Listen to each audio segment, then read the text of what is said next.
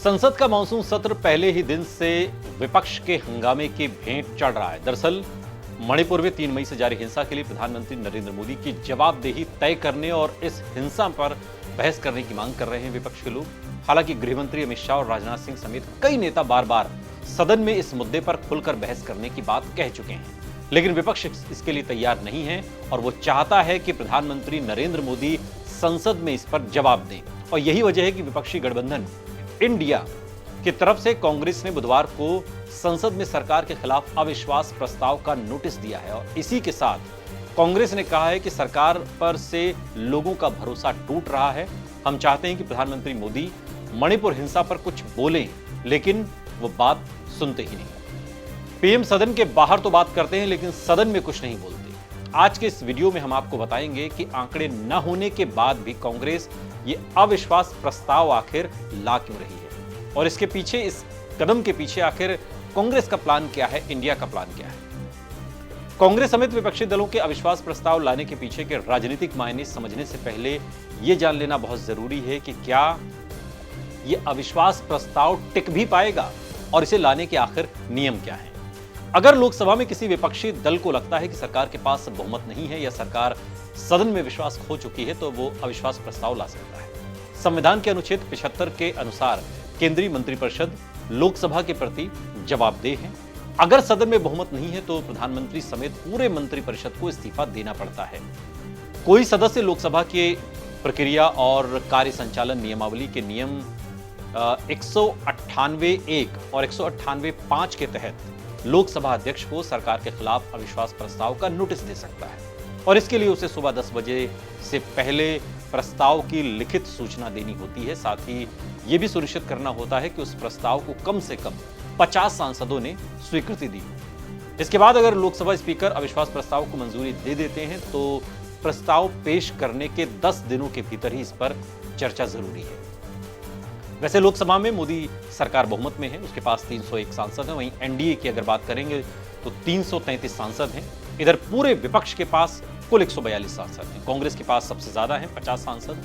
तो ऐसे में साफ है कि विपक्ष का अविश्वास प्रस्ताव फेल हो जाएगा। विपक्ष आरोप लगाता रहा है कि प्रधानमंत्री नरेंद्र मोदी अहम मुद्दों पर मौन साध लेते हैं और इससे पहले भी वो कई मुद्दों जैसे राहुल गांधी की सदस्यता, महिला पहलवानों का मुद्दा या फिर अडानी हिंडनबर्ग मामले पर भी चुप्पी साध चुके हैं। विपक्ष की कई मांगों के बाद भी वो मौन रहे हैं। ऐसे में वो अविश्वास प्रस्ताव लाकर प्रधानमंत्री मोदी को बोलने पर मजबूर करेंगे और ये प्रचारित करने की कोशिश करेंगे कि गंभीर मुद्दों पर जवाब देने से बच रहे प्रधानमंत्री मोदी को विपक्षी एकता ने बोलने पर मजबूर कर दिया। मणिपुर पिछले 84 दिनों से सुलग रहा है। दरअसल 3 मई से मैतेई, जो कि घाटी बहुल समुदाय के लोग हैं, और कुकी जनजाति, जो कि पहाड़ी बहुल समुदाय के लोग हैं, इनके बीच खूनी संघर्ष हो रहा है। मैतेई समाज खुद के लिए एसटी दर्जे की मांग कर रहा है और कुकी समाज इसका विरोध कर रहा है।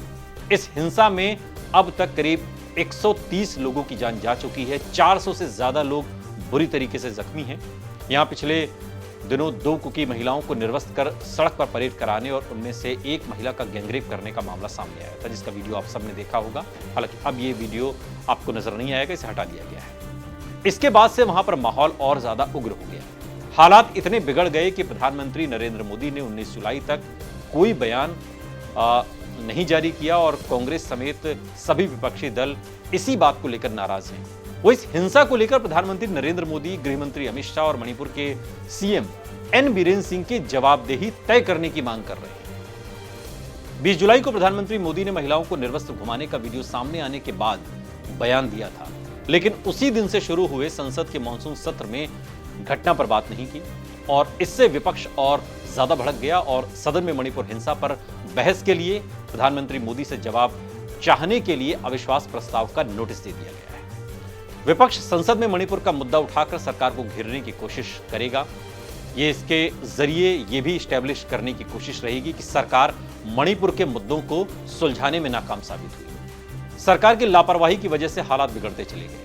सरकार की उदासीनता के कारण मणिपुर के लोग ऐसा दंश झेल रहे हैं और इसके अलावा विपक्ष मणिपुर में राष्ट्रपति शासन लागू करने का भी दबाव डाल सकता है। पटना में जो महागठबंधन, या यूं कहें कि इंडिया, तब इंडिया नाम नहीं बना था, जो अपोजिशन के जो लीडर हैं पटना में बैठे, उसके बाद बेंगलुरु में जो विपक्षी दलों की बैठक हुई, जिसमें 26 दलों के नेता शामिल हुए। विपक्ष ने आगामी लोकसभा चुनाव के लिए प्रधानमंत्री मोदी और एनडीए को टक्कर देने के लिए यूपीए को खत्म कर नए गठबंधन INDIA यानी कि Indian national democratic inclusive alliance का ऐलान कर दिया। इसके बाद संसद का मानसून सत्र पहला मौका है जहां विपक्षी दलों को अपने गठबंधन की ताकत दिखाने का मौका मिला है। विपक्ष कोशिश कर रहा है कि वो अपनी शर्तों पर, अपने मुद्दों पर सरकार को जवाब देने पर मजबूर करे। अगर वो ऐसा कर ले जाते हैं तो ये विपक्ष की एक ऐसी जीत मानी जाएगी और इसलिए विपक्ष अविश्वास प्रस्ताव लाकर एक दबाव बनाने की कोशिश कर रहा है। फिलहाल स्पीकर ने अविश्वास प्रस्ताव स्वीकार कर लिया और ऐसे में अब लगभग तय हो गया है कि प्रधानमंत्री को मणिपुर के मुद्दे पर जवाब देना पड़ेगा।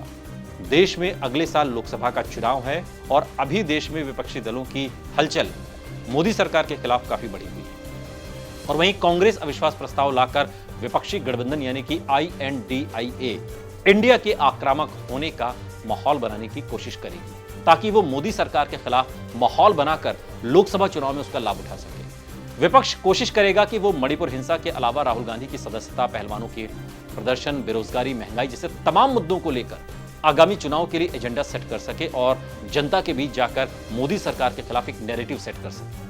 पूर्वोत्तर के राज्यों में अभी तक कांग्रेस की पैठ रही थी, लेकिन केंद्र में नरेंद्र मोदी की सरकार आने के बाद कांग्रेस वहां से धीरे धीरे अपनी जो पकड़ है उसे खो रही है। लेकिन मणिपुर हिंसा को मुद्दा बनाकर कांग्रेस अपनी खोई हुई जमीन को वापस लेने की कोशिश करेगी। दरअसल प्रधानमंत्री मोदी अपने कार्यकाल के 8 साल में 50 बार से अधिक पूर्वोत्तर राज्यों का दौरा कर चुके हैं और इस दौरान वो पूर्वोत्तर के राज्यों को मुख्यधारा से न जोड़ने के लिए कांग्रेस को घेरते रहे। मोदी एक्ट ईस्ट पॉलिसी के तहत अपनी सरकार में पूर्वोत्तर के राज्यों में परिवहन, जिसमें हाईवे, रेलवे और एयरवे शामिल हैं, और संचार में ऐतिहासिक काम करने का दावा करते रहे। लेकिन अब जब मणिपुर जल रहा है तो उन्होंने चुप्पी साध रखी और इस मुद्दे को लेकर विपक्षी दल प्रधानमंत्री मोदी को घेरने की कोशिश करेगा। जलते मणिपुर को अकेला छोड़ देने पर मोदी सरकार को घेरने की रणनीति है यह अविश्वास प्रस्ताव। ये वीडियो आपको कैसा लगा कमेंट बॉक्स में हमें जरूर बताइएगा। साथ ही ऐसे और वीडियोस के लिए सब्सक्राइब करिए हमारा YouTube चैनल आज तक।